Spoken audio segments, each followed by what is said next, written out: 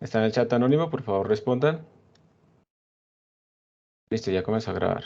Entonces, por favor, respondan la pregunta que está en el chat anónimo, que dice, ¿viste alguno de los videos y o leíste algo del material previo? No tiene que ser todo, ¿no? Solamente una parte.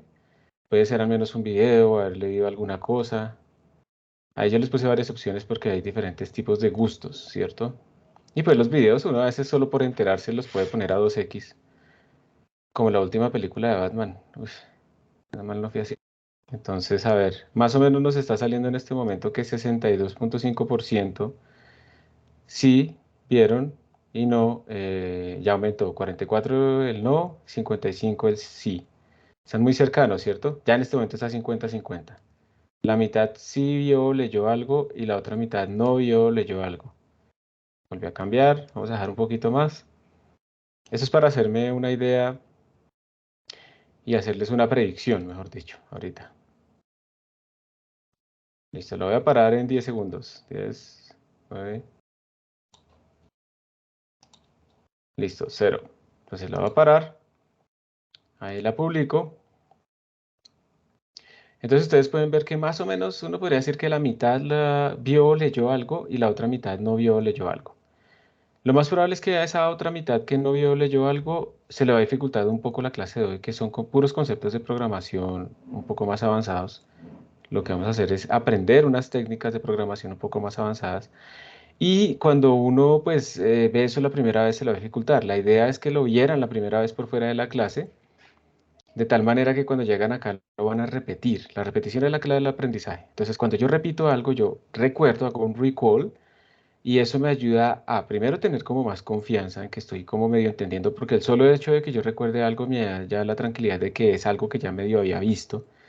Y segundo, pues uno empieza a afianzar y a explicar, ¿sí? En cambio, cuando uno lo ve por primera vez en la clase, está por primera vez enterándose, tratando de entenderlo, tratando de explicarlo, y eso es muy complicado, pues dejarlo completamente cierto.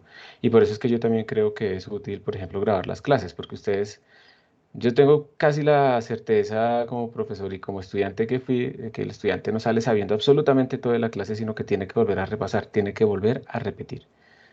Entonces es probable que eso les parezca raro, pero pues hagan el mejor esfuerzo. De todas maneras, uno tiene que venir a la clase dispuesto a concentrarse, porque si no lo hace, tiene que después volver a estudiar y entonces está comprometiendo tiempo futuro que no tiene normalmente.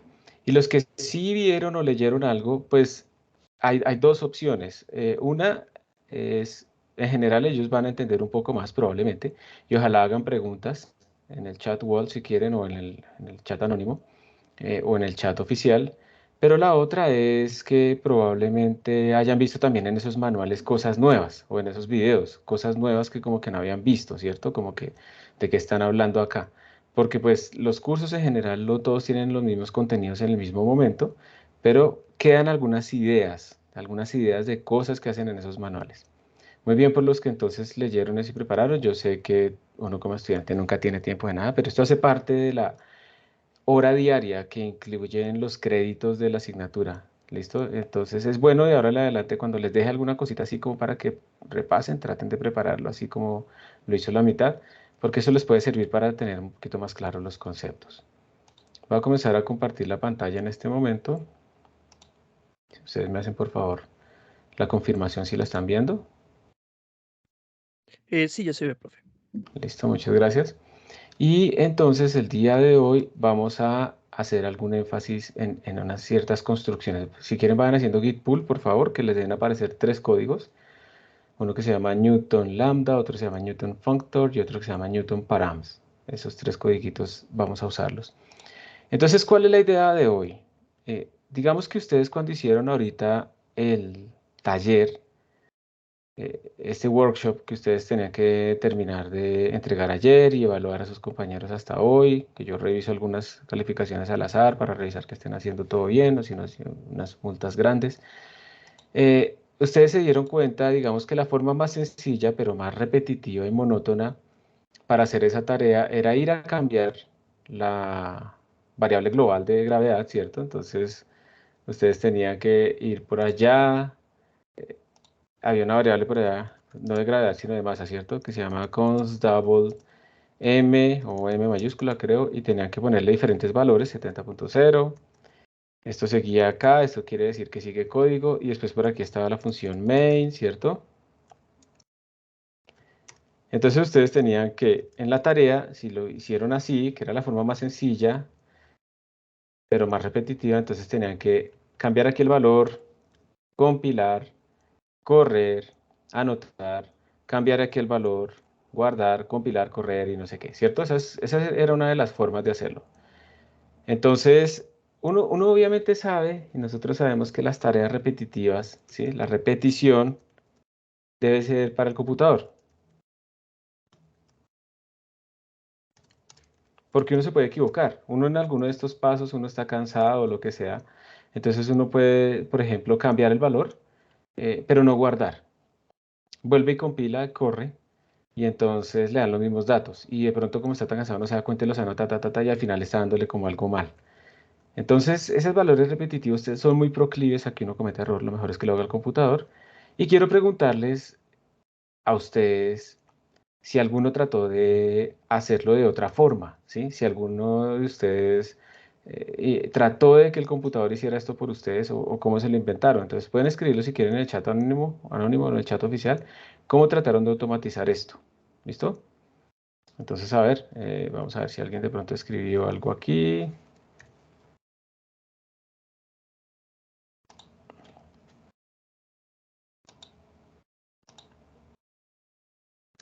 ¿De qué manera lo trataron de automatizar? Si alguien lo hizo, si nadie lo hizo, pues está bien también. Porque la idea, yo lo que quería era que se aburrieran haciéndolo un poco, era solo 10 valores, tampoco era muy largo, pues hubiera sido más enfatizable haberlo hecho con 100 valores o con 20 o 30, eran solo 10. ¿Alguien automatizó esto? Profe, yo le hice confort. Tú lo hiciste con for. ¿Y qué le hiciste al for? Para variar ese for, variaste la masa. ¿Y entonces qué le hiciste a esa constante global? ¿La cambiaste? Sí, profe, tuve que cambiarla. ¿Qué le hiciste? ¿Le quitaste el Eh, const? sí, ya no la puse ahí, sino la puse en main. Ajá. O sea, puse for, definí la masa aparte y después sí imprimía los valores. O sea, lo hiciste acá, ¿cierto? Y pues Sí, profe. hacías el resto de código acá en esta zona. Pero entonces mi pregunta es, ah, tú hacías aquí un for para cambiar esa masa, pero ¿cómo hacías para que esa masa cambiara ya en la función f? Toca añadirle otra variable. O sea, Entonces te tocó mm, cambiar como todas las llamadas de la función f, ¿cierto? sí, profe. Perfecto. Entonces tú hiciste function, bueno, qué igual function. Tú tenías por acá double f, y ya no era double f, double x, sino que era double m, ¿cierto? Sí, señor. Perfecto, entonces tú tenías esto y entonces tú hacías aquí las cosas, no sé qué, y cuando tú llamabas a tu función, ahora te tocaba llamarla con la X y también, bueno, con la X o con el C o lo que sea, y también con la M. Y eso quiere decir que en Newton también tuviste que hacer algún cambio, ¿cierto? Sí, profe, lo mismo, cambiar toda la función. Entonces en todos los sitios donde llamaras aquí a tu función, te tocaba cambiarla así, para que llamara la masa. Y entonces Newton también tenía que tener otro nuevo argumento, ¿sí o no? Sí, M. La masa M. Mm, Perfecto. Entonces, si miramos esto, muchísimas gracias. Si miramos esto, lo que tú hiciste fue como actuar como usuaria y como programadora. Como usuaria, quiero decir en este momento que tú lo que tuviste que hacer fue como hacer unos cambios aquí en la función main. Digamos que el usuario hace cambios en la función main para poder utilizar la función que le están dando los programadores, que en este caso sería la función de Newton y la función F. Pero además cambiaste como programadora, como diseñadora de ese sistema de búsqueda de raíces, la función F porque le tuviste que cambiar la interfaz, ¿cierto? Le cambiaste la interfaz a todas tus funciones para que funcionara. Porque si no, no había de otra, mejor dicho, no tienes más opciones. Entonces te tocó hacer todo esto, ¿sí o no? Para adaptarte, ¿listo? sí, profe. Y eso está bien, ¿ok? Eso está bien, eso no es que esté mal ni nada de eso. Espérate que tengo que mirar una cosa acá. Bueno, no sé. Eso está bien porque estás adaptándolo a una necesidad, pero lo bueno es que tú ya después hiciste un bucle for acá para cambiar la masa y pues ya, tú no tuviste que hacer mucho más, ¿cierto? El mismo programa te imprimía todo, ¿listo? Eso digamos al final te ahorró tiempo, ¿sí o no? Sí, profe, sí, señor. Perfecto. Muy bien, eso está bien y esto es algo que nosotros vamos a hacer el día de hoy. Precisamente lo que vamos a ver son muchas formas, hay muchas formas de resolver este problema, pero es bueno que a veces pensemos si estamos desde el punto de vista de un usuario o desde el punto de vista de un programador que está dándole a un usuario una función para que le calcule raíces, ¿sí? Eso lo vamos a ver con más detenimiento ahorita. ¿Por qué es útil pensarlo así? Primero vamos a pensar que la función Newton no puede cambiar. Y entonces, ¿qué hacemos nosotros acá para de alguna manera simular lo que la función Newton espera, que es una función f que solamente recibe un argumento, a pesar de que sabemos en el fondo que esto recibe varios argumentos? Por ejemplo, la masa también puede recibir la gravedad, si queremos hacer este cálculo en Marte para, para el paracaídas de alguna función Explorer o algo así. ¿Listo? Entonces, digamos que vamos a tener esos dos puntos de vista. ¿Listo? Mm, por ejemplo, lo que tú hiciste está excelente y te gastaste un poquito de tiempo en esto, pero ahora pues tienes una función, digamos que depende de dos parámetros. Si yo te pidiera que ahora cambiaras esta función f para que no solamente miráramos la dependencia con m, sino con la velocidad terminal. Entonces yo quiero además, yo sé que este c va a depender no solo de la función m, sino de la velocidad terminal. Entonces tocará ponerle un tercer argumento, ta, ta, ta, ta, ta. Entonces te toca, dependiendo del número de argumentos, como ir cambiándolo todo, ¿cierto? Eso sería lo que te tocaría. Sí, profe, sí, señor. Sí, ¿cierto? Entonces, vamos a ver si hay alguna manera en la que yo podría minimizar ese número de cambios. Cada vez que yo añado un argumento, me tocará cambiar acá, me tocará cambiar aquí, me tocará cambiar acá. Entonces, la pregunta es, ¿será que existe una forma en la que yo puedo hacer solamente los cambios en la función main, digamos, o externamente a la función de Newton? O la otra es, yo hago mi función de Newton lo más general posible, de tal manera que el usuario, o sea, yo también, pueda poner cualquier número de argumentos entre mis funciones. Entonces son dos puntos de vista diferentes y vamos a ver cómo se comportarían esos. Muchísimas gracias por compartir eso. ¿Cuál es tu nombre, perdón? Para tenerlo aquí en lo de en lo de sí, lo de la asistencia en clase, digamos, la participación. Laura, profe. Laura, gracias. Es que como no puedo ver aquí los nombres. ¿Alguien más quiere compartir qué hizo? Si lo automatizó algo. Profe, pues yo no lo implementé, pero pensé en, bueno, hacer los cambios en F, pero en la de Newton, en lugar de agregarle argumentos, simplemente que la función F sea un template, ¿sí? No, ya que, o un, perdón, una clase, para que me reciba simplemente, en lugar de agregarle argumentos a todas, agregársela a esa variable general. Muy bien, esa es otra forma de pensarlo. Sin embargo, hay un problema, ¿y sabes cuál es? Mira que el problema está acá. Esto es una función template acá, ¿sí la ves? Esta es la función template para la... ¿Para qué? Para root. En esto estamos de acuerdo, ¿cierto? Entonces declaramos que funct t es el tipo de dato genérico para la función fun, ¿sí o no? Esto es un template, ¿cierto? Pero el Sí. problema está aquí, míralo. Cuando tú llamas a la función dentro de Newton, de todas maneras le estás mandando un solo argumento. Entonces el template lo que dice es, esto tiene un tipo de datos arbitrario de retorno, un tipo de datos arbitrario de lo que recibe, pero mira que en la llamada, en el uso que tú estás haciendo de la función, siempre le estás mandando un solo argumento. Entonces aquí estás forzando que haya un solo argumento, ¿sí ves? Aunque sea una template, estás forzando que esa template tenga un solo argumento. ¿Me hago entender? Sí. Tiene un solo argumento porque tú lo estás forzando en la forma en que lo llamas. ¿Listo? Entonces, el template te es genérico en el tipo de datos. ¿Listo? Pero el template no es genérico en el número de argumentos, que es lo que estamos tratando de ver acá, que yo quiero como cambiar el número de argumentos. Entonces, yo también lo empecé a pensar así. Yo, no, pues con el template ya no importa si le mando una función que reciba un argumento 2 y no. Sí importa, porque la template lo que dice es que es genérico en el tipo de datos, más no en el número de datos. ¿Listo? Entonces esto es bueno, es una buena idea, pero al final no nos funciona. Y si en algún momento ustedes en algún programa más avanzado necesitan hacer realmente una función que tenga un número variable de argumentos cuyo número puede ser arbitrario, tendrían que utilizar algo llamado un variadic template. Eso no lo vamos a utilizar nosotros ahorita, me parece que es muy avanzado, entonces lo vamos a hacer de formas más sencillas y que son útiles y que nos van a servir más adelante. Ese sería entonces el problema, ¿listo, yo, Nicolás? En cuanto a que si tú quieres con un template cambiar el número de argumentos, el template te cambia el tipo de datos, pero la forma en la que tú llamas a la función, esa forma es la que fija cuántos argumentos puedes usar. ¿Listo? Ese es el problema. ¿Queda claro?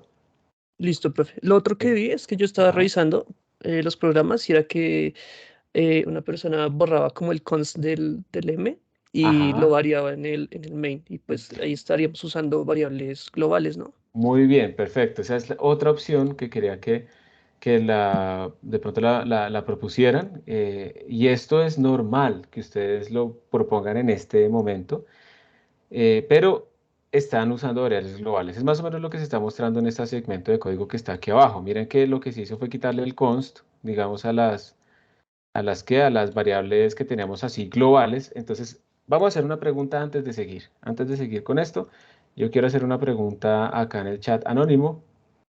Y, miren, aquí hay varias propuestas. Entonces voy a preguntarles, ¿qué es una variable global? ¿Sí? ¿Eso qué tiene que ver o qué diferencia tiene con una local?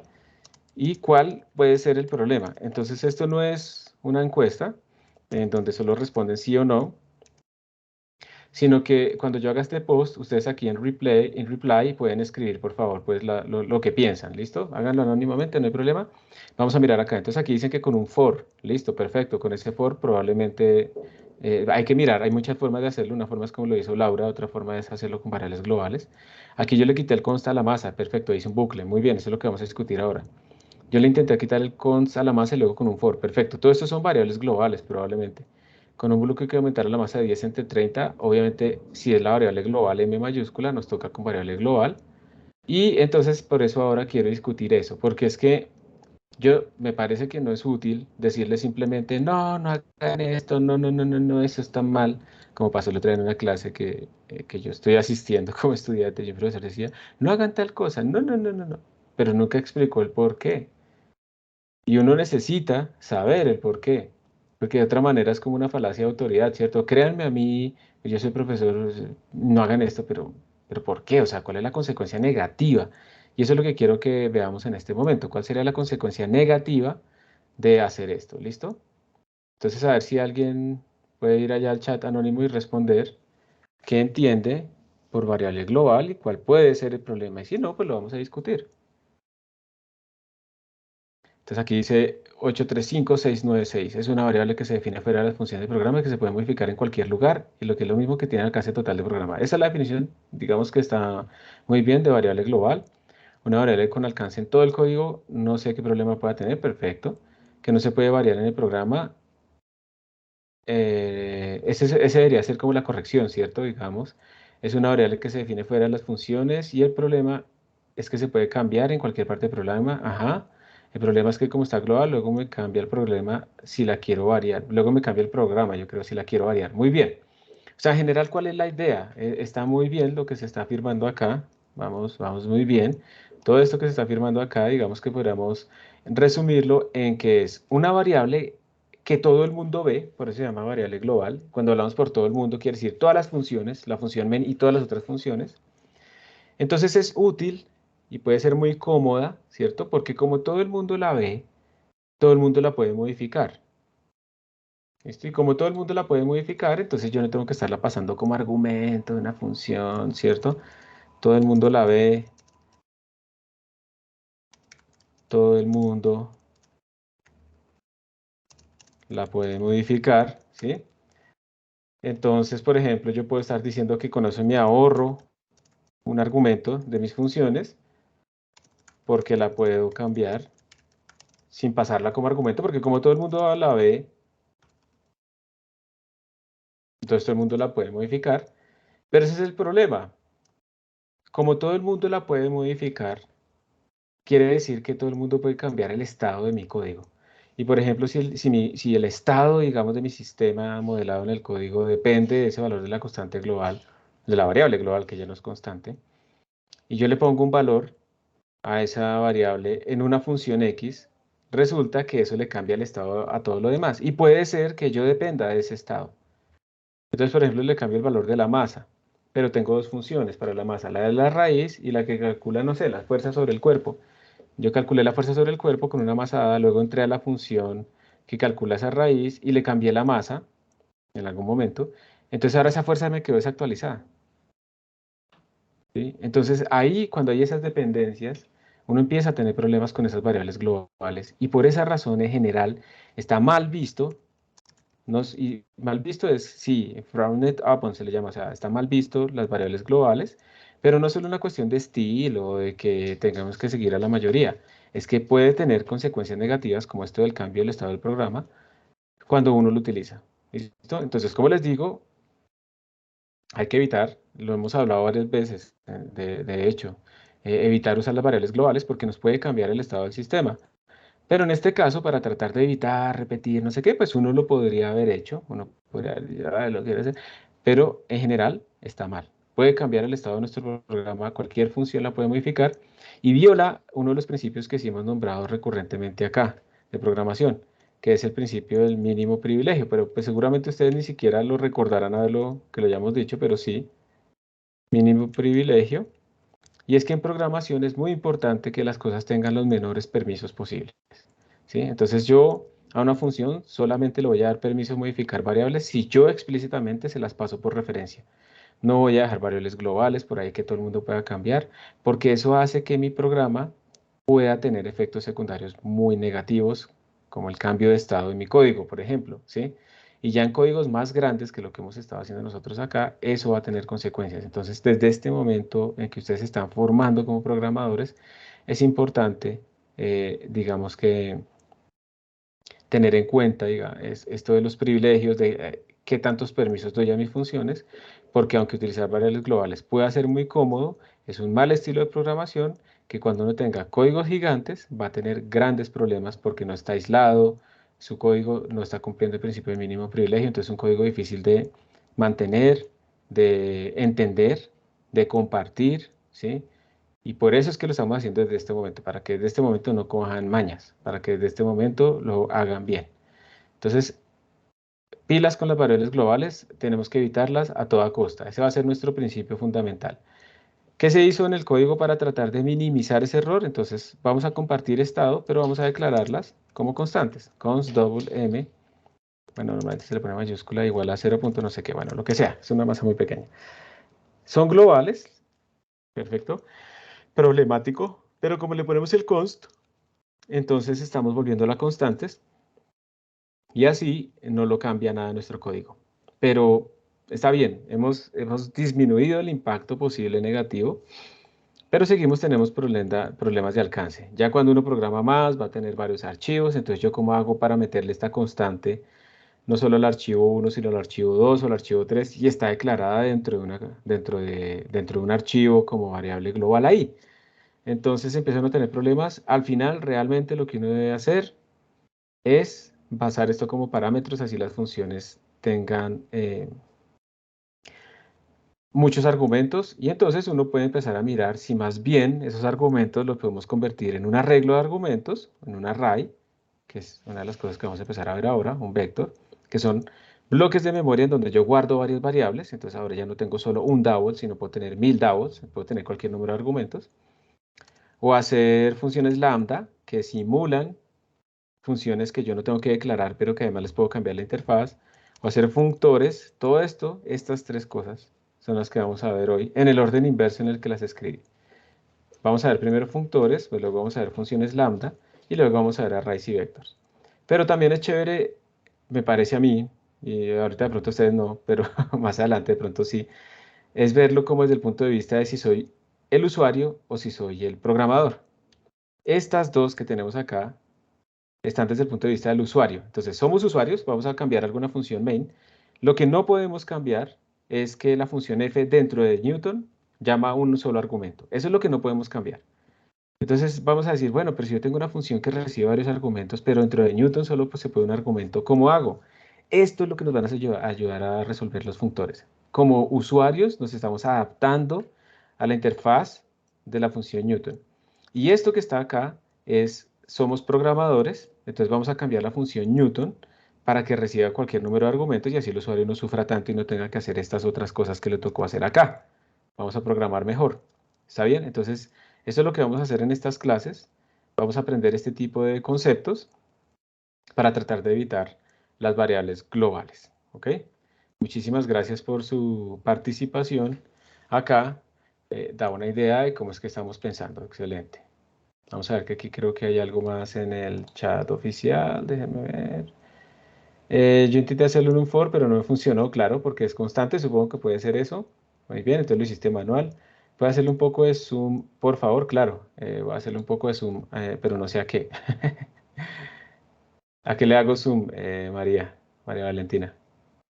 ¿Al código o a la consola o al browser, a la pantalla? Bueno, tú me vas diciendo acá si le hago zoom a esto o le hago zoom a otras cosas, ¿listo? Porque tengo como varias ventanas en la pantalla, entonces... Porque es que yo le puedo hacer zoom a la pantalla, pero eso no le sale a ustedes.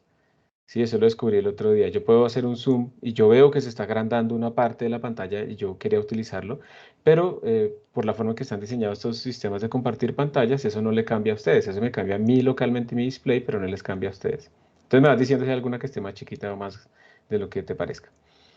Bueno, entonces volvamos aquí al código. Entonces, por favor, no solamente no lo utilicen y ya, sino estamos al utilizar variables globales. Esto lo que quiere decir es que aquí hay código, unos includes, aquí está la variable global, aquí está el main. Estamos cambiando la función main, la variable m dentro de main y por allá también lo podemos cambiar en otros sitios. ¿Listo? Entonces, ese uso puede cambiar el estado de nuestro sistema, entonces no vamos a usar variables globales, ¿está bien? Esto es otro ejemplo específico de por qué no. Vieran el principio del mínimo privilegio, hay unos principios fundamentales en la programación para que uno pueda como tener buenas prácticas, entonces ese es uno. Entonces, por favor, no lo volvamos a hacer. Y teniendo en cuenta esta restricción, porque claramente al yo no poder utilizar variables globales, pues me está generando el problema de que, entonces, ¿cómo lo resuelvo? Sí, esa es la pregunta. Bueno, si usted me dice que no, entonces enséñeme cómo hacerlo, ¿sí? Y la idea entonces es, bueno, listo, vamos a tratar de aprenderlo. Y uno podría, voy a aumentar acá a ver si de pronto esto le queda mejor. Voy a agrandarlo completamente. ¿Así está bien? Se ve mejor? Listo.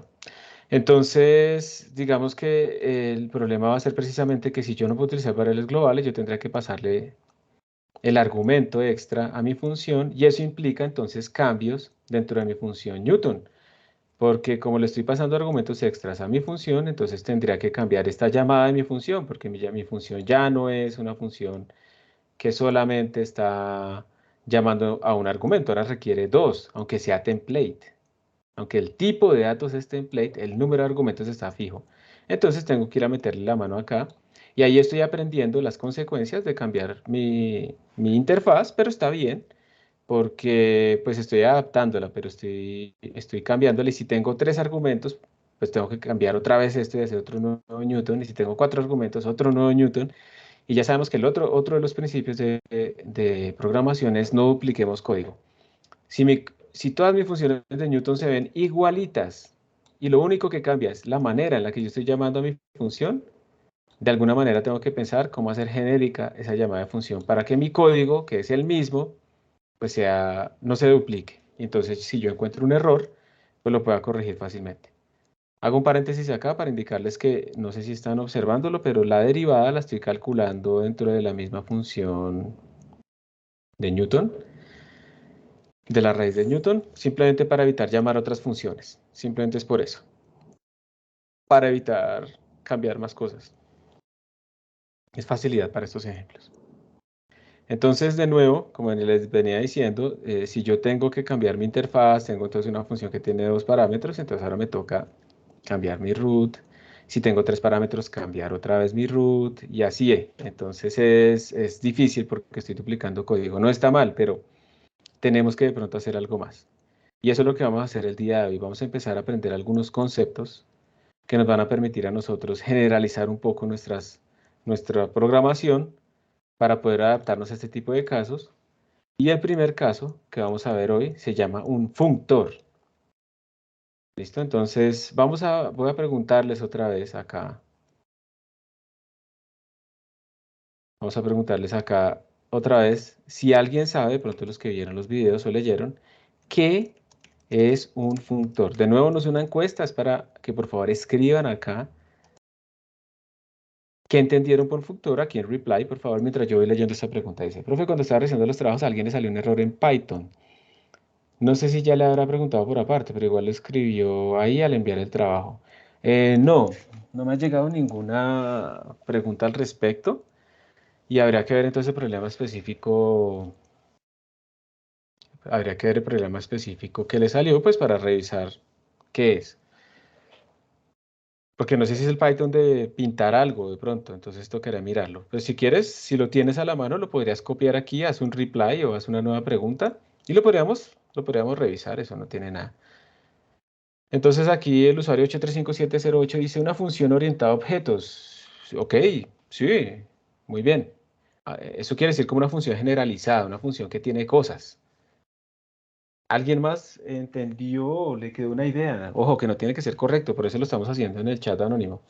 ¿Qué idea le quedó a alguien más? Que era un objeto como si fuera una función. Muy bien. Crea un objeto como si fuera una función. O sea, es un objeto. Ahora tendríamos que definir qué es un objeto. Una cosa que se comporta como si fuera una función. ¿Qué más ideas le quedaron? Una función como vector. Una función como vector. A ver cómo entiendo esto. Una función como vector. Es que no sé si con vector se refiere como al vector de arreglos que no hemos visto y vamos a empezar a ver apenas, o si se refiere como una función que podrá tener como varias variables o algo así. Digamos que es por ahí. Entonces sí, también. Una función que guarda valores o elementos, ajá.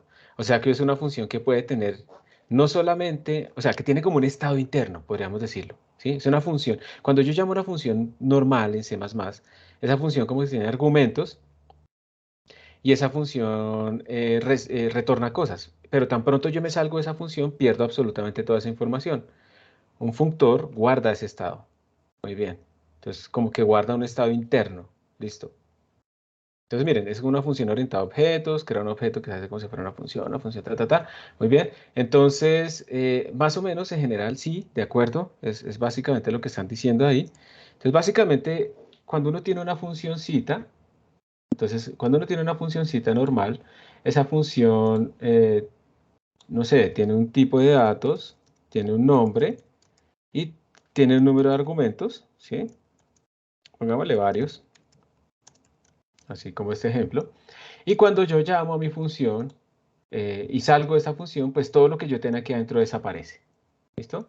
Entonces, yo vengo a la función main, yo llamé a mi función, entré acá, hice unos cálculos, luego me salí y todo lo que estaba aquí se descartó. Cuando yo tengo un functor es algo que se comporta como una función, ¿cierto? Un functor, objeto, que se comporta como función. Y aquí es donde los que vieron los videos o leyeron algo, pronto se medio entienden más que los que no. Objeto que se comporta como función, eso quiere decir que ese objeto tiene que tener, o bueno, más bien, que ese objeto internamente tiene un estado. Entonces puede tener una variable int, a, eh, b, c, puede tener otra cosa, un double d, ¿sí? Lo que sea, internamente. Y tiene además funciones internas.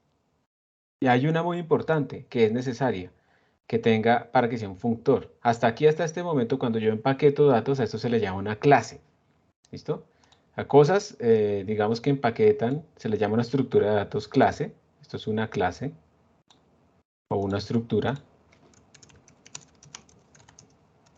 que también puede tener ciertas funciones, pero para convertir a esta clase o estructura, que es un conjunto de datos de tipos de datos diferentes, por ejemplo, o iguales, no importa.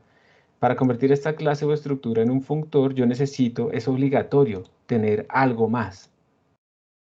¿Sí? Algo más. ¿Alguien podría decirme qué es ese algo más fundamental que debe tener un functor para llamarlo functor y no simplemente? Lo que hay que tener es algo llamado operator, paréntesis. double X o lo que sea. ¿Qué significa esta cosa? Esto lo que significa es que en C++ uno le puede enseñar a C++ cómo para tipos de datos nuevos que uno escribió deberían comportarse diferentes operadores que utiliza C++. Por ejemplo, cuando ustedes escriben una suma en C++, cuando ustedes escriben A igual a B más C, cuando ustedes escriben esto en C++, y de hecho lo escriben en cualquier lenguaje de programación, realmente aquí se están llamando funciones. Estas son funciones, estos no son los símbolos matemáticos. A esta función de acá, se le llama el operator más. ¿Listo? Entonces la suma realmente es una función llamada operator más que recibe unos argumentos. Entonces en este caso recibiría a la variable c como argumento. ¿Sí? Eso es lo que haría... Pero esta cosa sí. Esto es lo que haría nuestro operator más. A B, él va a llamar a su operator más interno, le va a sumar C. Cuando ustedes utilizan aquí este símbolo de igual, a ese se le llama el operator igual, el operador de asignación. Entonces de nuevo, operator igual. Esto que está acá es el nombre de esa función especial y aquí se le ponen los argumentos. Esto que está acá es el nombre de la función que se llamó y aquí se le ponen los argumentos. De la misma manera, cuando ustedes escriban para un objeto C y paréntesis, acá se está llamando al operator paréntesis. Esto se llama sobrecarga de operadores, esto que estamos viendo acá. Entonces aquí estamos llamando a la función operator paréntesis. Entonces si yo aquí, por ejemplo, escribo aquí internamente que esto recibe una variable, no sé, 4.5 y 9, un entero, un double y un entero, entonces este operator paréntesis tendría que tener argumentos. Esta primera parte, eso a veces es confuso por la notación, esta primera parte es el nombre del operador con su operación asociada, entonces en este caso es el paréntesis, y esa segunda parte son los argumentos que recibe. Entonces en este caso sería un double x y un int m, por ejemplo, que se corresponde pues con los argumentos con los que yo lo estoy llamando. ¿Listo? Entonces esto sería este double x y esto sería este int m. Bueno, entonces yo puedo en C++, como en C++ yo puedo crear nuevos tipos de datos con las clases o con las estructuras, yo puedo además enseñarle a C++ cómo llamar estos objetos como si fueran funciones, o cómo sumarlos, o cómo restarlos, y depende de la naturaleza que uno está haciendo. Si yo, por ejemplo, tengo una clase que simula, por ejemplo, vectores, entonces yo me invento una clase y la voy a llamar vector 3D, y esta clase es para simular un vector en 3 dimensiones, pues es natural que esta clase tenga sobrecargados, por ejemplo, el operator más, porque yo debo sumar vectores, el operator menos. Yo podría, por ejemplo, pensar que el operator asterisco simule el producto punto. Podría pensar que el operator moñito arriba simule el producto cruz. Y yo le puedo hacer todo esto. Yo le puedo sobrecargar todas estas funciones, las puedo redefinir para esta clase vector 3D, de tal manera que en mi código después yo pueda simplemente escribir como vector A igual a vector B más C. E internamente, pues él va a llamar a este operator más y va a hacer la suma como yo le enseñé, que será componente a componente. Pero si es otro tipo de objeto, un espinor o alguna cosa rara cuyos operadores se comporten diferente, pues yo lo puedo redefinir y se va a comportar bien y mi código va a ser mucho más sencillo de leer, como lo tengo acá, en vez de ponerme a escribir componente a componente cada cosa. ¿Listo? Entonces, en general se puede hacer esto, pero si yo, por ejemplo, tengo una clase, bueno, eso es en minúscula realmente, class planeta, pues como que no tiene mucho sentido sobrecargar el operator más, o sea, sumar dos planetas, ¿qué es? ¿Sí? Entonces en un planeta uno podría de pronto sobrecargar algún operador, pero pues uno tiene que pensar si tiene sentido o no, o crear nuevas funciones, o crear, pues depende de lo que le estemos haciendo. Entonces esto es para que ustedes vean que uno no debe sobrecargar simplemente todo siempre, sino solamente lo que tenga sentido. Y entonces volviendo al tema fundamental, lo que hace que una clase que guarda un estado interno sea un functor es que le sobrecargamos el operator paréntesis. Entonces, miren, esto al final lo que quiere decir es lo siguiente. Digamos que nuestro functor se declaró así. Class functor, lo podemos llamar. Esos nombres son arbitrarios, o sea, son nombres de variables, básicamente. Nosotros podemos declarar aquí las cosas internas que tiene. Entonces vamos a decir, internamente él siempre va a guardar un estado que es el número m, ¿sí? Lo que sea. Y tenemos que sobrecargar el operator paréntesis. Entonces digamos que para el caso que nos atañe acá, uno podría decir, mire, bueno, se va a hacer un double. Este man va a guardar la masa internamente. ¿Listo? Entonces la función, para que él se comporte como una función de una sola variable, yo voy a decir, él retorna un double.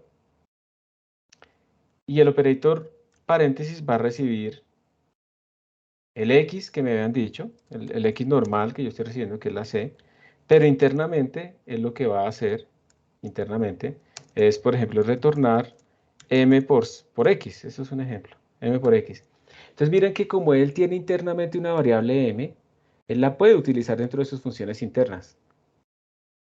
¿Sí? Ese es el secreto. Y aunque él expone al operator paréntesis como si fuera una función de una sola variable, internamente tiene más variables. Entonces yo termino aquí mi declaración, tan, punto y coma, y luego por allá adelante en mi código, voy a hacerlo por acá adelante en mi código, yo puedo escribir, bueno, del tipo functor, voy a declarar una función llamada f.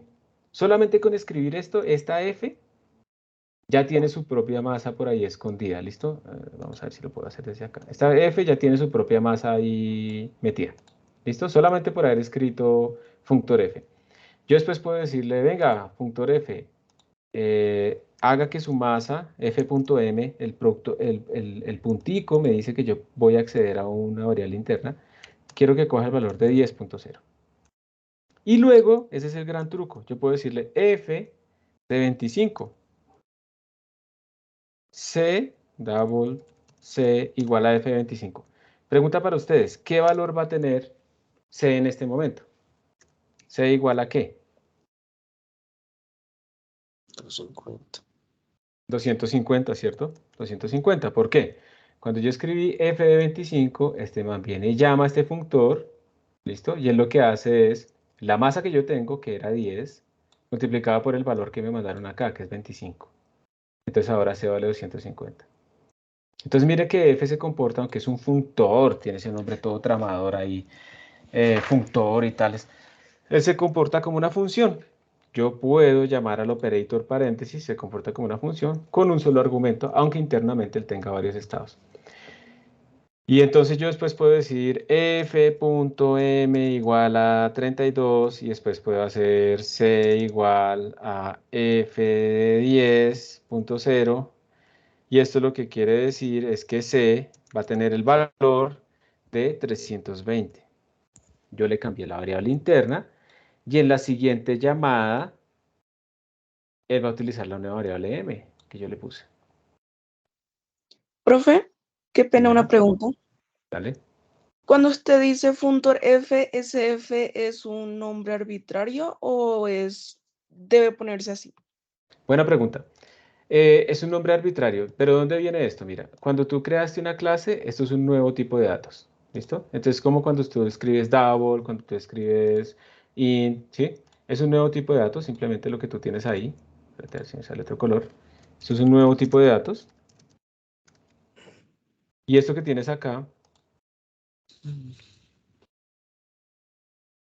es el nombre de tu variable. Y como es el nombre de tu variable, o tu objeto en este caso, más bien, se le llama objeto porque ya estamos hablando de programación de objetos, estamos modelando una función generalizada con este objeto. Entonces es un nombre cualquiera. Yo le pongo f simplemente porque es una función, pero puede ser el nombre cualquiera que respete las reglas, ¿sí? Sin ñes, sin empezar con número o algo así, ¿listo? Sin espacios. Ah, ok. Entonces con tan solo poner, por ejemplo, functor, ya solamente estaremos llamándolo de arriba así. Con esto, cuando tú pones functor y tu nombre de variable, a esto se le llama una instancia de esa clase, entonces ya esa f tiene toda esta cosa que tú tienes aquí declarada, tiene todo este montón por dentro. Y listo. Entonces, por eso es que Ah, tú ok. puedes modificar los datos Vale. internos o llamarla como si fuera una función. El hecho de que tenga el operator paréntesis sobrecargado es lo que lo hace un functor. Ahora también el nombre de la clase no tiene que llamarse functor, ¿listo? Pues esto también puede tener cualquier nombre. ¿Listo?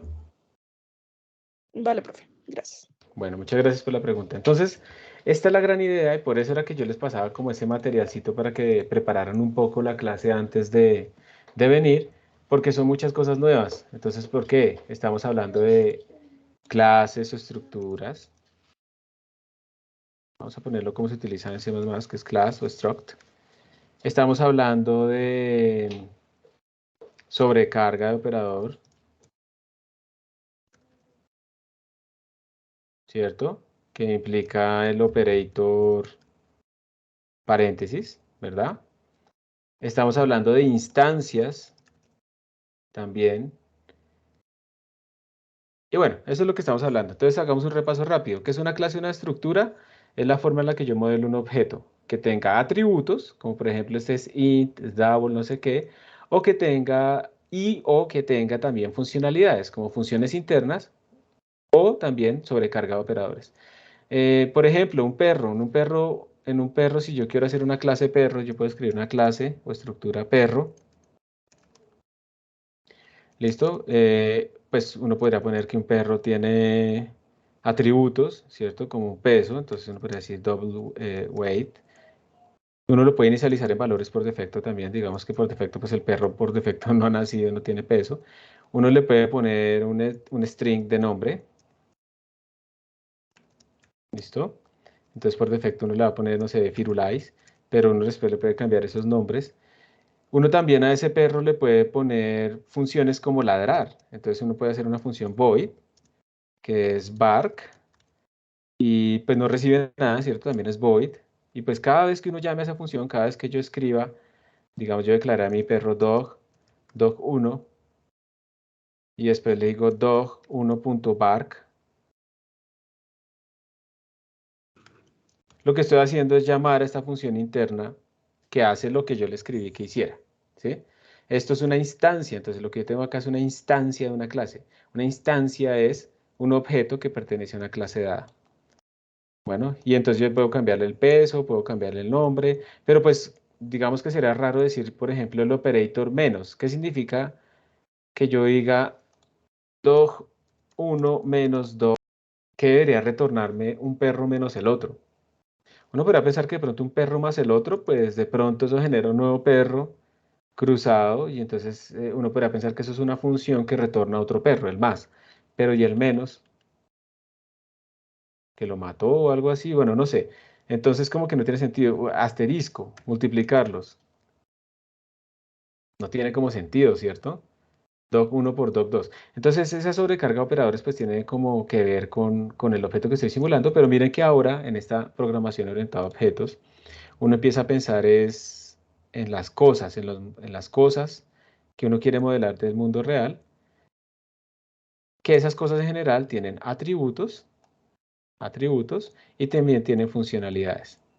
Pero dentro de esas funcionalidades yo puedo también no solamente crear funciones nuevas, sino además puedo sobrecargar operadores que ya existen, como el operador paréntesis. Y cuando hago esto es que se me convierte en un functor.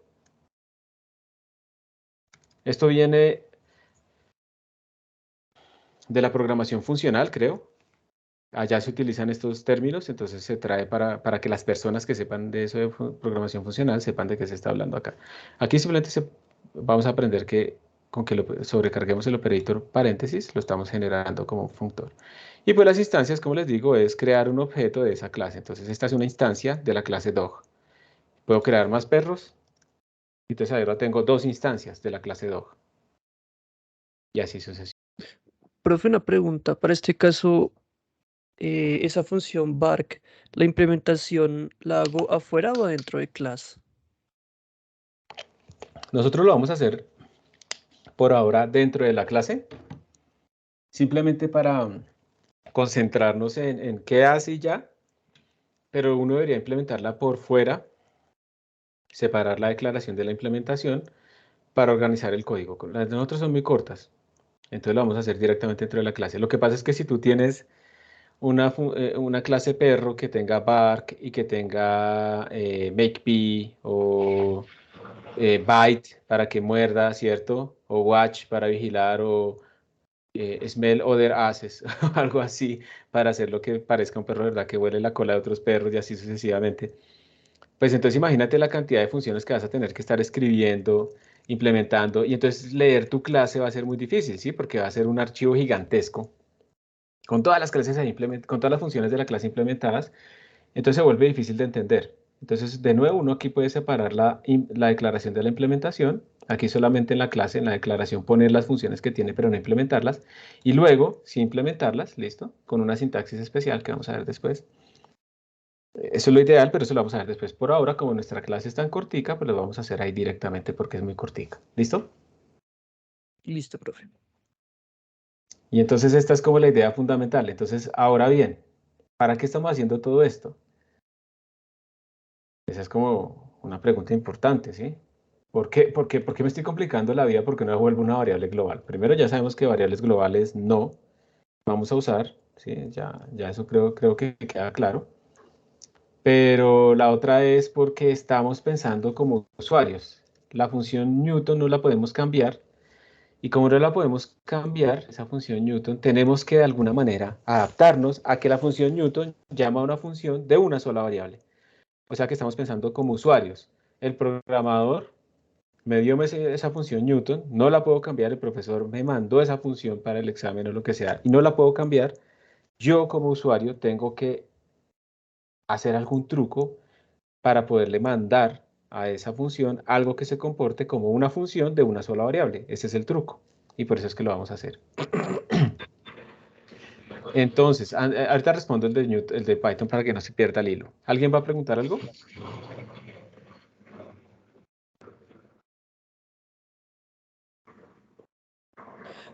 Profe, sería modificar la función f, ¿no? Porque la de Newton sí recibe varias variables, ¿no? Varios tipos, exacto. Entonces, como la función de Newton es template, a él no le va a importar si yo le mando una función tradicional o le mando un functor, que es un objeto, porque el tipo de datos es el que no importa. Para las templates, el tipo de datos no importa. Entonces, yo lo que tengo que hacer precisamente es, no puedo modificar Newton, ya es una template, voy a modificar mi función f. Exactamente, eso es lo que vamos a hacer, modificar la función f. Aquí hay otro ejemplo de si yo quiero modelar un planeta. Digamos que ustedes van a hacer una simulación del sistema solar. Entonces quieren hacer una modelación de cómo se mueven los planetas alrededor del Sol. Van entonces a crear una estructura planeta. Obviamente un planeta es un sistema muy complejo. A la escala que lo vamos a ver, lo que nos va a interesar es que el planeta es mucho más cercano a una esfera que a un plano, ¿cierto? Hay evidencia científica de eso. Aunque es interesante ver los documentales del terraplanismo y la forma en la que le dan vuelta, digamos, a todas las cosas para tratar de demostrar que es plano, pero pues al final hay evidencias en contra de eso. Incluso hay un planeta hay un documental creo que se llama er- eh, Flatland o algo así, en donde los mismos terraplanistas hacen experimentos. Es chévere porque hacen experimentos para demostrar que la Tierra es plana. Y cada vez que hacen el experimento, la evidencia les muestra que no, que es curva. Entonces dicen, no, el experimento estaba mal y lo mejoran. Es increíble porque lo mejoran y les da aún mejor evidencia de que es curva la superficie. Y dicen, no, está mal. Por ejemplo, con un láser. Entonces colocan dos alturas. Ustedes han visto a los ingenieros civiles con unos palitos para tratar de mirar la elevación de la Tierra en ciertas zonas cercanas, porque ese es uno de los problemas, ¿no? Que una esfera gigante para nuestro campo de visión se ve plana si estamos localmente parados porque pues, no alcanzamos a ver la curvatura. Entonces se pueden colocar palitos, unos palitos para mirar la altura en ciertos sitios. Entonces está un palito acá y está otro palito acá. Y si yo lo tengo horizontal con un nivel de agua, entonces yo aquí lo pongo horizontal, yo aquí lo pongo horizontal, esta zona entonces queda completamente vertical, el palo completamente vertical. Y los alineo con el nivel freático. El nivel freático es donde está el agua en cada uno de los sitios. Entonces, el agua, digamos, es la parte fundamental para ellos. Entonces, el nivel freático, si la Tierra es plana, el agua tiene que seguir básicamente el mismo nivel en todo lado. Entonces, si mis dos barritas miden lo mismo y yo las tengo alineadas completamente con el nivel freático, entonces si yo pongo aquí un láser, el láser tiene que pegarle exactamente en el mismo punto. Aquí yo las pinté de diferente longitud, lo siento. Tiene que pegarle en el mismo punto a mis dos barritas. Y eso lo puedo observar. Y lo que se observaba, incluso una escala de unos cuantos kilómetros solamente, 2 kilómetros, algo así, es que el láser le pegaba en un sitio diferente, ¿cierto? Como la Tierra se va curvando, le pegaba más arriba. Digamos que yo pongo el láser acá, entonces en vez de pegarle aquí recto, le pegaba un poquito más arriba. Que esto quiere decir es que este palito está un poquito más abajo. O sea que hay una curvatura. Y uno puede estimar esta desviación, ¿sí? Y eso le da básicamente la desviación necesaria de acuerdo a esta distancia que tenemos acá. Le permiten calcular básicamente el radio promedio de la Tierra, que sabemos que la Tierra obviamente no es completamente esférica por los efectos de la rotación y demás, pero es mucho más esférica que plana. Entonces, no, esto está mal. Entonces, lo que vamos a hacer es probablemente aquí la atmósfera dañó el experimento, pues la atmósfera como tiene un gradiente de temperatura, entonces desvió el rayo de luz, no sé qué, entonces vamos a hacerlo de forma aislada, vamos a quitar la temperatura, y empiezan a hacer todo eso, a quitarle, y cada vez les da con más precisión que la Tierra es curva. Pero entonces el experimento está mal, y ese es el problema, el método científico lo que dice es lo contrario. Obviamente uno tiene que ser escéptico de la ciencia, y por eso es que la ciencia avanza, y uno tiene que hacer experimentos para comprobar las hipótesis, pero yo no tengo que hacer experimentos hasta que se compruebe mi hipótesis. Yo tengo que hacer experimentos que si van en contra de mi hipótesis y el experimento está bien hecho, yo tengo que reevaluar mi hipótesis, porque es que yo no puedo acomodar a la naturaleza lo que yo pienso. Es al contrario, yo estoy descubriendo es cuáles son esas leyes subyacentes de la naturaleza, que eso es lo que hace la física, ¿no? La física busca descubrir esas leyes fundamentales, cada vez más fundamentales, cada vez más generales, pero no se ocupa de preguntas, por ejemplo, del por qué. ¿Por qué esta ley es así? Esa pregunta puede hacerse en el sentido en que puede guiar a descubrir cosas nuevas, pero no como una motivación de que algo lo creo, porque ahí es donde la gente empieza a confundirse, entonces que porque la física no demuestra la existencia de Dios, sino eso son cosas separadas, eso ya no es física, ¿listo? Y el papel de la física no es demostrar o no, o refutar la existencia de Dios, ese no es el papel de la física, el papel de la física es descubrir cómo funciona la naturaleza, que puede dar pistas en una metafísica o en una filosofía, de la existencia o no, o de motivaciones o no, intrínsecas de otras entidades, digamos, pero la física estás ahí. Entonces, es muy interesante, es un documental interesante porque uno ve cómo el método científico se utiliza al revés. Se hace muy bien los experimentos, pero buscando es que se acomoden a mi hipótesis. Y aunque a uno le duela mucho, al final uno tendrá que rechazar la hipótesis. Y eso les va a pasar a ustedes como científicos que tienen un modelo o algo así, y en algún momento, pues más sencillo, van a darse cuenta que van a tener que cambiar sus hipótesis porque el experimento no soporta las hipótesis que tienen. Entonces, volviendo acá a la estructura del planeta, y es que, bueno, hay más evidencias, ¿no? O sea, cuando uno tiene una cosa esférica, por la cuestión gravitacional, digamos que todo tiende a ir hacia el centro, ¿cierto? Y si la Tierra fuera plana, entonces uno también puede calcular los esfuerzos que habrían en pequeñas zonas, los esfuerzos mecánicos que habrían en pequeñas zonas de acá, en una Tierra plana, y precisamente esos esfuerzos mecánicos solamente se estabilizan como van, digamos, de esta manera. Si la Tierra fuera plana, digamos, hagámosla así.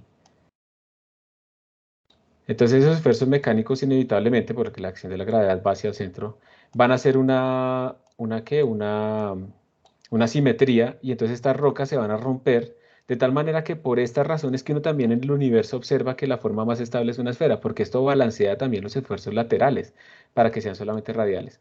Algunas de las otras hipótesis que dicen los terraplanistas, es así, yo creo que es de las más tontas, que si ustedes cogen un balón de baloncesto, imagínense que es un balón de baloncesto y ustedes le echan agua al balón de baloncesto, entonces el agua se riega, ¿cierto? Obviamente.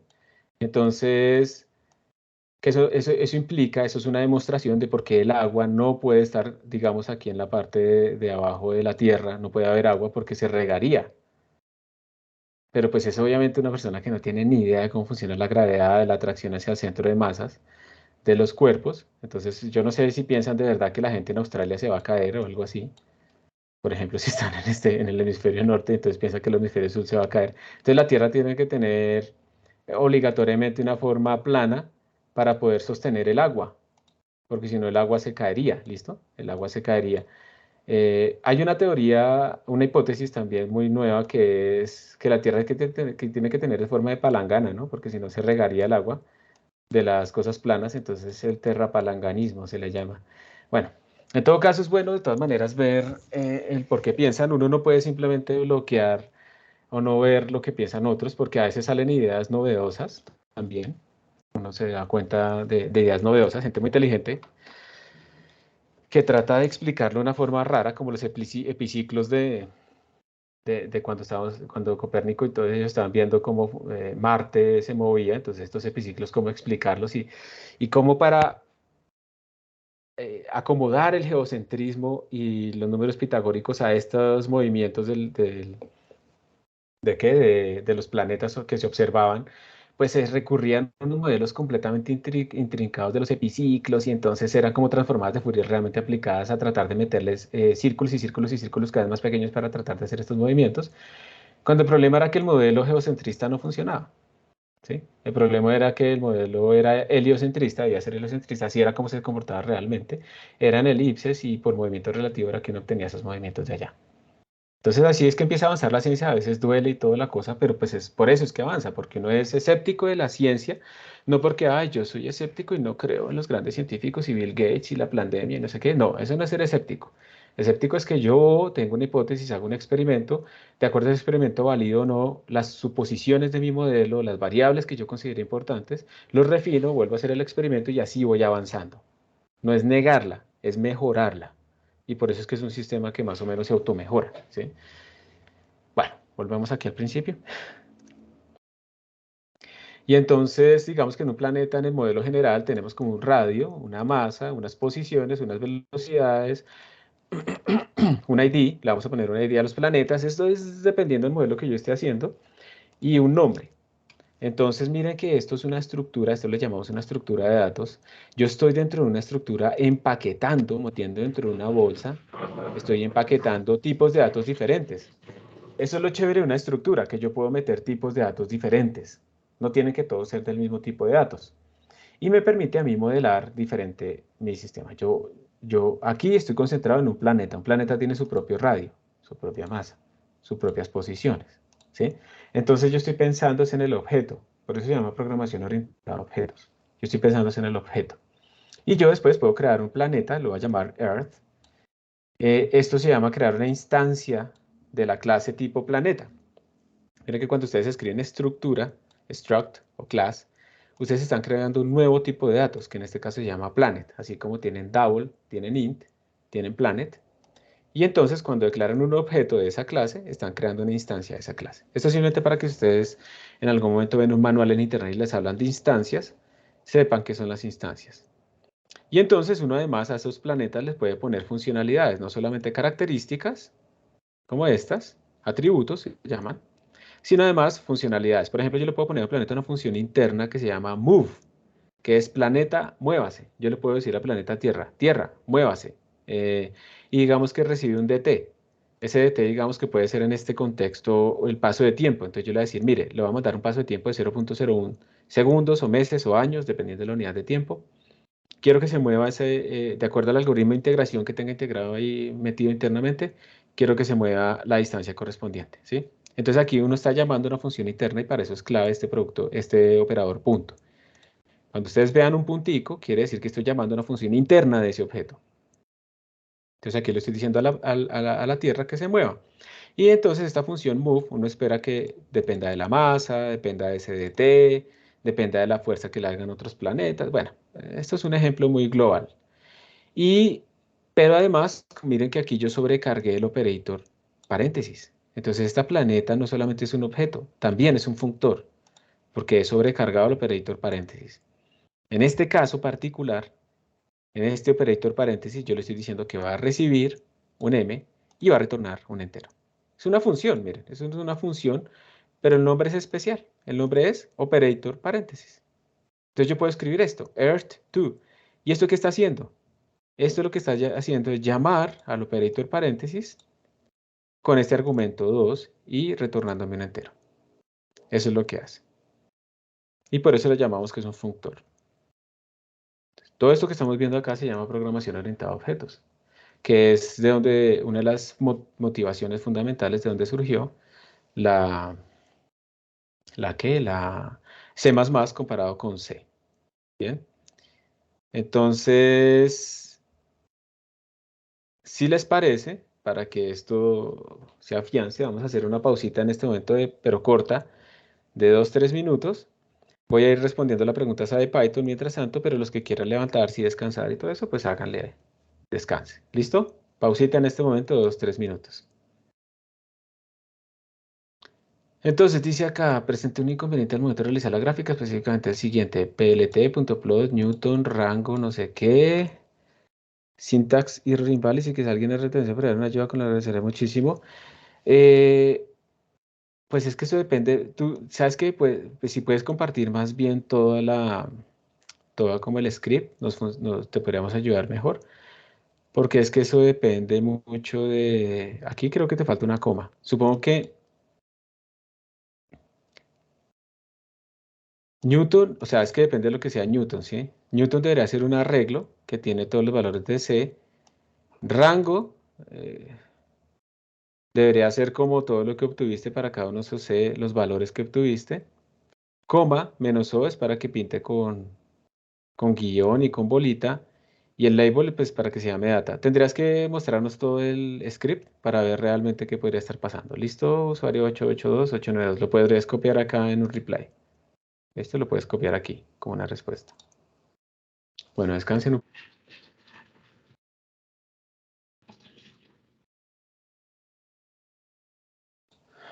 Listo, volvemos. Vuelvan chicos, por favor. Confirma por favor si me están escuchando y viendo la pantalla. Sí, Sí, señor. profe. Muchas gracias a ambos. Entonces, después de toda esta carreta que era necesaria, llevamos casi una hora, más de una hora, hablando sobre esto. Vamos ahora sí a la solución.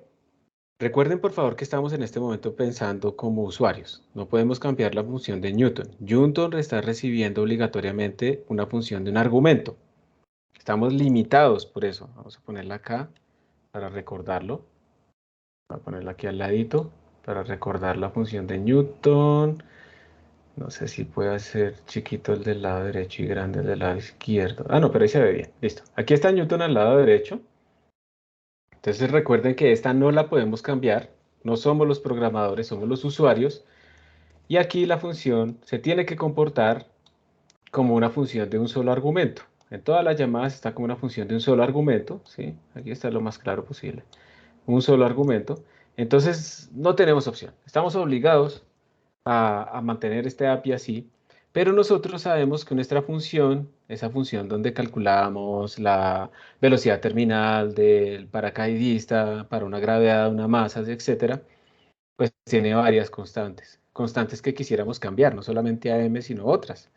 Y para esa razón, por esa razón, vamos a utilizar un functor. Este es nuestro functor, este es nuestro functor, este es el que vamos a cambiar. Y observen lo que estamos haciendo. Estamos declarando una estructura que vamos a llamarla functor f, podría ser functor t, no importa, o sea, es cualquier nombre, ¿sí?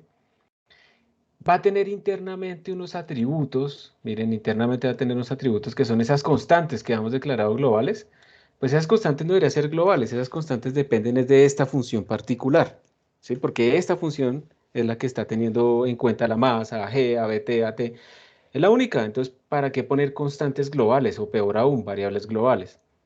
Las tiene internamente, le ponemos unos valores que después podríamos cambiar. ¿Aló? Y, ¿aló? Hola, tía. Te estamos escuchando con tu tía. Listo. Entonces, como venía diciendo, este functor va a tener esas variables locales, pero además observen que estamos sobrecargando nuestro operator paréntesis. Mírenlo, por favor. Lo que estamos haciendo acá es decirle, vamos a sobrecargar el operator paréntesis, ¿cierto? Ese operator paréntesis va a ser una función que se comporta como una función de una sola variable, pero internamente miren que multiplica por todas estas constantes que tenemos aquí metidas. ¿Y esto qué quiere decir? Que dentro de mi código yo puedo ir cambiando las variables diciéndole a la instancia de mi clase functor f que vaya cambiando la m, y volvemos a calcular la raíz. Cambiamos la m y calculamos la raíz. Cambiamos la m y calculamos la raíz. Y ya, se resolvió el problema. Nunca cambiamos estas interfaces que tenemos acá, en donde solo se está pidiendo una variable a mi función. Mi functor se comporta como una variable. Miren ahí, eso corresponde de lado a lado, ¿sí? Esto es una variable, esto es una variable nomás. Esto es una variable, esto es una variable nomás. ¿Listo? No cambiamos la función de Newton, no se cambió. Lo que hicimos fue declarar un functor. Mírenlo ahí. Observen que tenemos atributos y tenemos sobrecargado nuestro operator paréntesis. Y esto es generalizable. Ustedes pueden declarar otro functor, digamos vamos a declarar otro tipo de functor diferente que tiene otros atributos. No puede ser el mismo pues porque son cosas diferentes. Y tiene sobrecargado también el operator asterisco y tiene otra función diferente. Miren que esta es la que utilizamos nosotros normalmente ahorita en nuestro problema. Esta es la que nosotros utilizamos. Este es otro ejemplo que les quiero mostrar. Que nuestra función de Newton, esta es la clave, nuestra función de Newton va a funcionar esta que tenemos acá. Ay, siempre me equivoco. Vamos a cambiar el color. Esta función de Newton que tenemos acá va a funcionar tanto para este functor como para este functor. ¿Listo? ¿Por qué? Porque nuestra función de Newton es una template. Entonces no le importa el tipo de datos que le mandemos. Y porque además en esos functores estamos diciéndole que que se van a comportar como funciones de una sola variable. Entonces una sola variable. Una sola variable.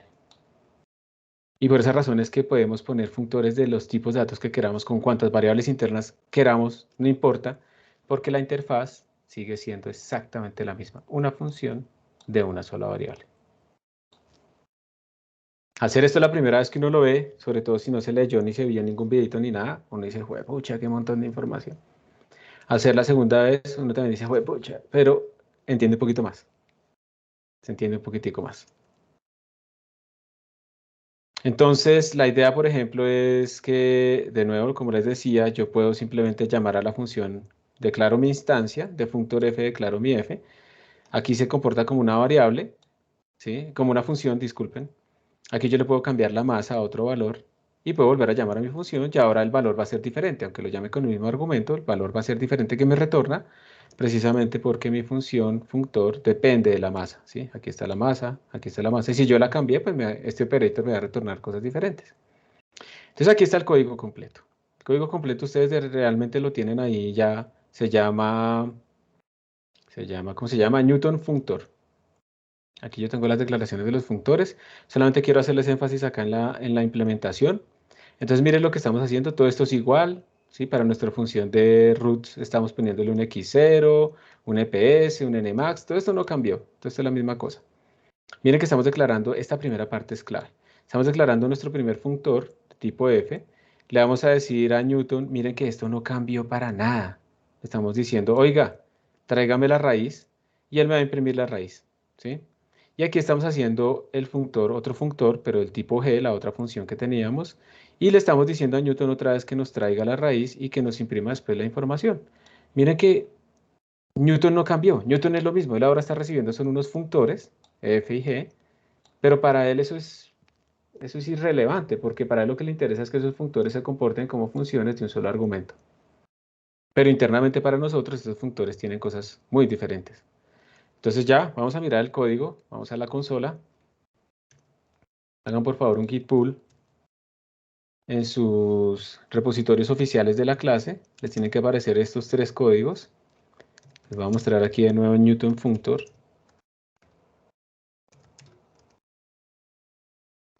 Este es un primer ejemplo, entonces observen que tenemos nuestros functores. Aquí está el functor f, que es el que modela el problema de la tarea. Aquí está otro functor, que es el ejemplo, simplemente para que ustedes vean que las cosas iban cambiando. Y aquí están las llamadas en la función main. Y la función de Newton no cambió absolutamente en nada. Es completamente la misma. Somos nosotros como usuarios que creamos esos functores para adaptarnos a esa función de Newton que requiere llamadas de funciones de una sola variable. Pero nosotros internamente podemos cambiar cuantas cosas queramos acá. Vamos a compilar y vamos a correr esto. Miren un momento, por favor, y ahorita ustedes lo hacen. Entonces, miren, Newton functor.cpp, voy a compilar, voy a aumentar un poquito más la fuente, creo que ya se ve bien. Otra vez, Newton functor, tan, compilé. Y si lo ejecuto, tengo que darle un punto de inicio y tengo que darle una precisión. Y observen esto. Esta sería la raíz para nuestra función original con esta precisión. ¿Listo? Hizo solo 4 iteraciones. Y esta sería la raíz para la otra función, el otro functor. Y esa sería pues la precisión que nos da e hizo 5 iteraciones. ¿Qué les muestra esto? Que ustedes pueden utilizar la misma función de Newton para diferentes functores, para diferentes funciones que tengan diferente número de variables. Esa es como la idea en este momento. Lo que quiero ahora es que ustedes lo corran, lo compilen y lo corran, y vamos a hacer en este momento una actividad que es, basados en lo que tenemos acá, ustedes van a hacer una modificación de este código en la función main o lo que sea, donde ustedes lo consideren, para hacer la tarea. Es decir, lo que vamos a hacer es cambiar la masa m en diferentes valores, ¿sí? Y vamos a ir imprimiendo los valores de esa raíz. ¿Listo? Entonces van a ver dónde tienen que meter la mano acá.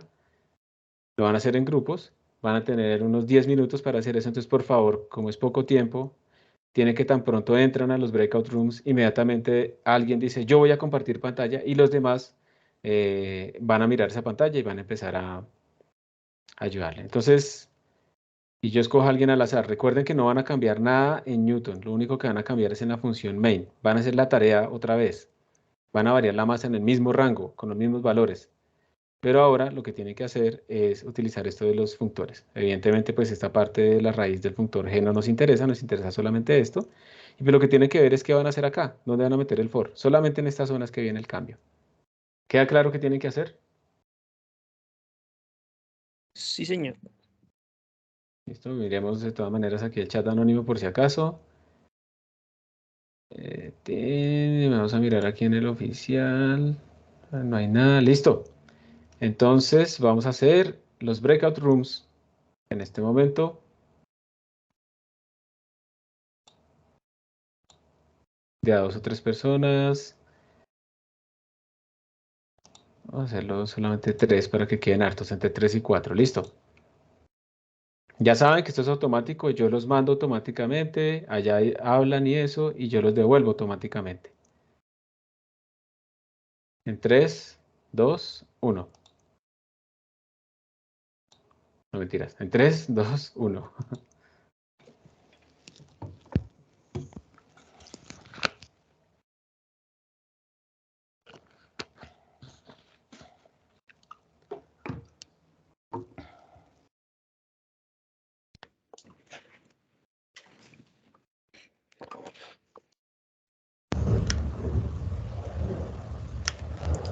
Listo, volvimos. Entonces, levante la mano quien quiere, por orden de levantar la mano vamos a ponerlo. ¿Quién quiere mostrar lo que hicieron? Entonces, John Nicolás es el único, o por lo tanto el primero que levantó la mano. David sigue, espérese, yo miro aquí cómo aparece. Si lo estoy haciendo bien. John Nicolás el primero y David el segundo. Si son de grupos diferentes, miramos los dos. Entonces, John, muéstranos qué hicieron. Comparte tu pantalla. Listo, pues nosotros, bueno, primero comentamos esta partecita de acá. También sería bueno comentar esta de acá, pero bueno. Hicimos un for que recorren enteros desde 30 hasta 120, bueno, en 10 en 10. Usamos esta sintaxis f.m igual a i para acceder a la variable m de acá de los functores. Y ya, calculamos la raíz de esa nueva f modificada y la imprimimos. Sí, ¿no? Y es 0.00. Entonces, bueno, aquí aparte imprimimos pues el i, simplemente para que sí estamos usando bien el i. Ajá. Y ya, pues aquí yo tengo los daticos de la tarea que yo hice. Entonces, son los mismos. El primero es simplemente acá, el que ya El que me estaba quitaron, hecho. sí. Ujú. Listo. Los otros sí ya dan igual. Listo. O sea, después de toda esa carreta, obviamente yo llevo harto tiempo hablando, pero pues la modificación es sencilla, ¿cierto? Es como muy puntual. Sí, además es mucho más centralizada, no tengo que ir a una función y luego a otra y modificar varias funciones. Exacto. Nos adecuamos como usuarios a la interfaz que nos dieron. La interfaz que nos dieron es la función f solo recibe un argumento. Y así, este es el primer truco, lo podemos hacer. Pero este truco implicó varios conceptos que nos pueden servir a futuro. Excelente. David, muéstranos lo que hicieron ustedes. Sí, algo muy parecido, ya lo muestro. La mano, listo, pues más o menos hicimos lo mismo. Realmente aquí arriba lo que hicimos fue quitar el valor inicial que estaba acá Ujú. y, y para esto incluimos un for que iba desde 10 hasta 100 y llamamos a la variable m de la función f como la llamamos y le igualamos a esta sucesión que creamos con el for. Ujú. De números entre 10 a 100. Eso lo metimos en el código. O sea, todo el for y todo eso fue incluido en el código de WRoot y con el cout y así es como se nos sale. Perfecto. Ujú. Muy parecido. Listo, muy bien. Eh, bien, ¿hay alguna duda antes de yo mostrar algo más al respecto? Cuidado ahí con la indentación, ¿no, David? De ordenar el codiguito y eso. Pero pues por el afán a uno se les pasa, ¿listo? Ok. Muy bien. Excelente. Entonces, yo lo que quiero que ustedes vean es que al final, pues obviamente hemos introducido varios métodos, hemos hablado de programación orientada a objetos, entonces, ¿qué es un objeto? ¿Qué es una instancia? ¿Qué es un funtor? ¿Qué es la sobrecarga de operadores? Hemos cogido un subconjunto de eso para nuestro problema y lo hemos adaptado y pues como ustedes pueden ver, entonces sí podemos evitar el uso de variables globales, que es como el inicio de nuestra motivación, y además hemos podido también pues adaptar un código a lo que necesitamos. Algunos consejitos por encima son los siguientes. Primero que todo, ustedes pueden, digamos, ustedes lo que están haciendo es discretizar como un intervalo, ¿cierto? Ustedes están discretizando entre, yo lo puse entre 30 y 120, están discretizando el intervalo entre 30 y 120. Entonces ustedes pueden poner como el punto inicial de mi masa es 30, el punto final de mi masa es 120. Luego podemos decir, bueno, yo no voy a incluir el último paso en esta discretización, entonces el delta, que es el tamaño de los salticos que yo voy a pegar entre 30 y 120, es la masa más grande menos la masa más pequeña sobre el número de pasos, ¿sí? Si yo quisiera incluirlo, tengo que hacer otro truco acá. Si quisiera incluir el 120. En este caso, en lo que yo voy a hacer, no lo voy a incluir. Después lo que yo voy diciendo simplemente es que la masa va a ser la masa mínima más y veces mi paso. Esta es una manera en la que uno discretiza. Entonces básicamente lo que estamos haciendo, déjenme ver si este truco que estoy haciendo acá va a funcionar. Entonces digamos que ustedes lo que tienen es... Uy, sí está funcionando, espérense. Es un poco lento, pero funciona. Entonces ustedes tienen es un intervalo que ustedes van a discretizar entre un punto A, se pone súper lento, y un punto B, tal vez por lo que estoy compartiendo pantalla. Y lo vamos a discretizar en pedacitos. ¿Listo? Eso es lo que tenemos nosotros. Entonces lo que yo estoy sacando acá, este delta es este tamaño. Este es el delta, ¿listo? Ese es el tamaño que estoy sacando.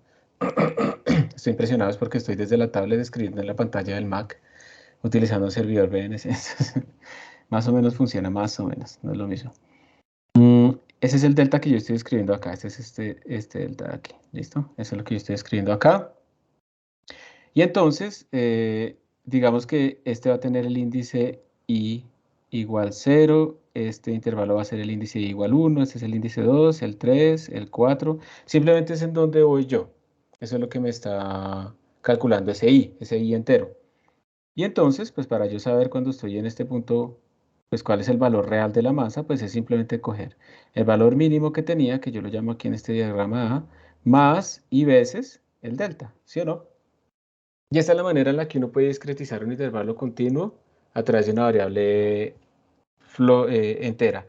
¿Por qué? ¿Por qué hago todo esto? Es una otra buena costumbre que es no iterar sobre doubles, sino que iterar sobre enteros, aunque ustedes iteraron sobre enteros porque las masas eran enteras, pero ¿qué pasa si yo les digo que los valores de la masa son 30, 30.5, 40, 40.5, 50, 50.5?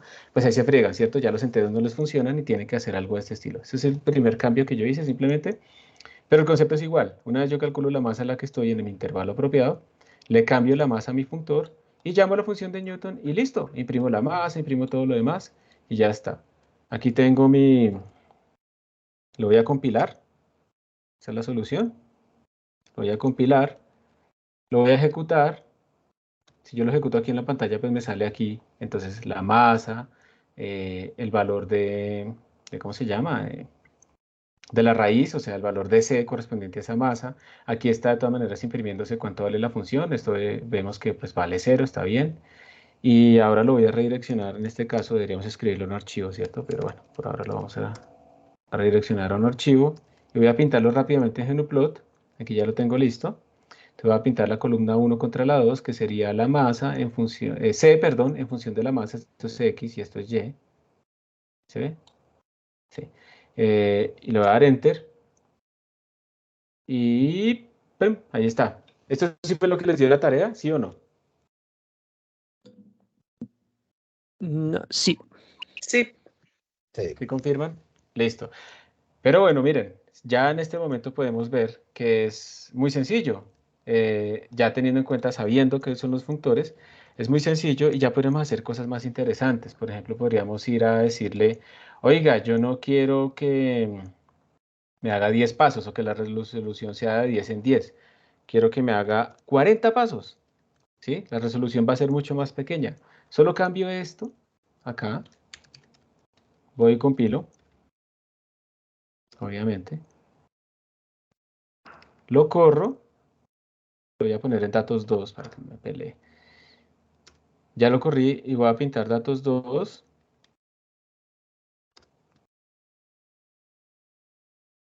Y mi código se adaptó sin ningún problema. ¿Está bien? Entonces esto es una forma en la que como usuarios nos hemos adaptado, ¿sí? Nos hemos adaptado a la interfaz que nos dieron. Hemos convertido nuestra función en un funtor que tiene un estado interno y entonces se comporta como una variable, como una función de una sola variable, pero que internamente tiene más estados y más variables con las que podemos jugar. Y entonces esta es una de las grandes ventajas de los functores. Nos permite cambiar, generar esos objetos o esas funciones generalizadas que tienen estado interno. Esa es como la gran enseñanza de lo que hemos hecho hasta este momento. Bien. Obviamente no vamos a alcanzar a hacer lo de las funciones lambda, que es otra manera de cambiar la interfaz, ni mucho menos vector. Esto queda para la siguiente clase. Pero entonces, esta mini tarea que hicimos ahorita, eso fue una mini tarea, lo que acabamos de hacer, se hizo precisamente para que ustedes puedan resolver la siguiente mini tarea que les va a quedar de hoy hasta el viernes. Esa mini tarea es muy parecida a lo que estamos haciendo. Entonces es usar un funtor para representar nuestra función, pero ahora lo que vamos a hacer es explorar cómo depende el damping factor, ese C, la raíz que estamos buscando, pero no con la masa, sino con la rapidez final. Tenemos que utilizar al menos 30 puntos y la rapidez final que vamos a poner es entre 10 y 600, no, 60. 600 se estalla la persona cuando caiga. 60 ya es bastante grande también. Entonces vamos a mirar es cómo cambia el damping factor si yo tengo ahora una rapidez final entre 10 y 60.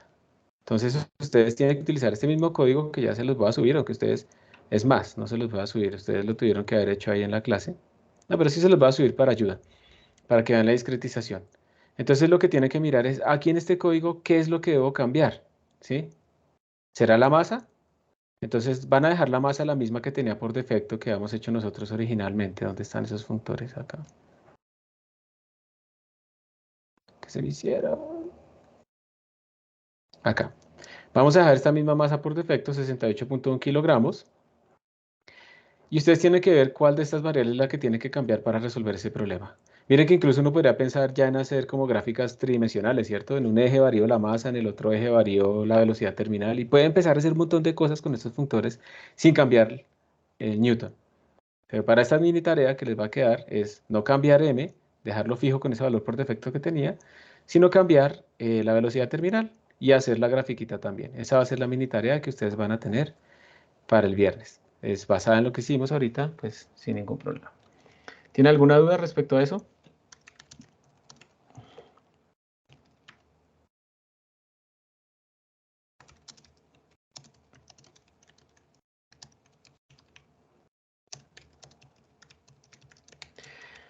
Les recomiendo encarecidamente que ese material que les pasé lo vuelvan a mirar, esos videos, esas lecturas, vuélvanlo a mirar, incluso si ustedes estudiaron para la clase, porque ahora van a entender muchísimo más. Y es clave que lean y que preparen la función lambda para la siguiente clase. ¿Listo? Entonces, por favor, hacer eso. Y muchas gracias por su atención. Nos vemos entonces en la siguiente clase. Profe, una pregunta frente a lo de los parciales. La siguiente semana es el parcial, ¿sí? La siguiente, yo no me acuerdo. Dijimos en qué semana era, ¿en la 9? Está en la 9, sí. No, esa la vamos a pasar entonces a la 10, cuando hayamos visto la siguiente semana ya más vectores. Entonces yo creo que lo pasamos a la 10 para que tengan más herramientas para poderlo resolver. ¿Listo?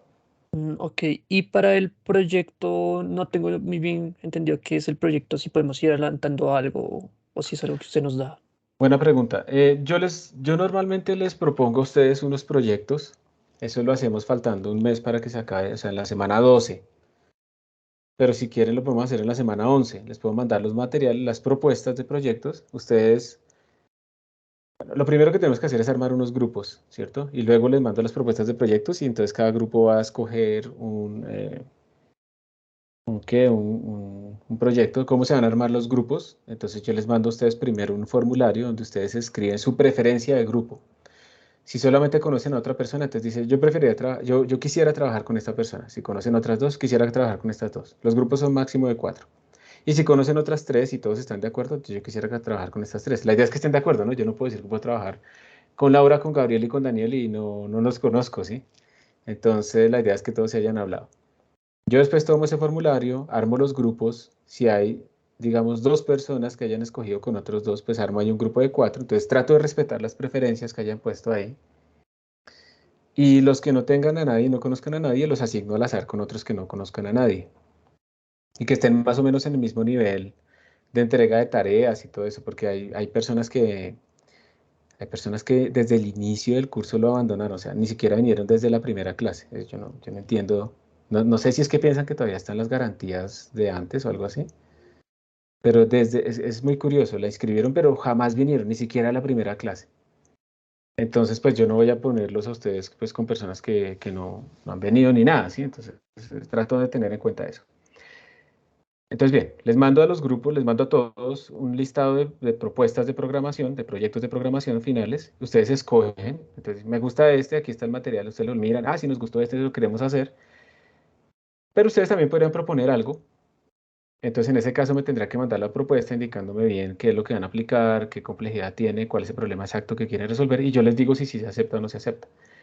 Y ahí arrancan a trabajar. Yo les mando un repositorio, como en los exámenes, un repositorio de GitHub donde tienen que mandar absolutamente todo. Y al final, en la última semana de clases, donde tienen que hacer la sustentación en un videíto, sí, en un video para sus compañeros. Lo ponemos aquí en clase, es preferible un video y no presentación en tiempo real porque a veces tienen problemas de conectividad. Y después del video, pues hacemos preguntas. Entonces es obligatorio estar. Y ya. Entonces todavía falta un tiempito, ¿listo? Pero poquito, se está acercando. Listo, profe. Entonces, el parcial se corre una semana.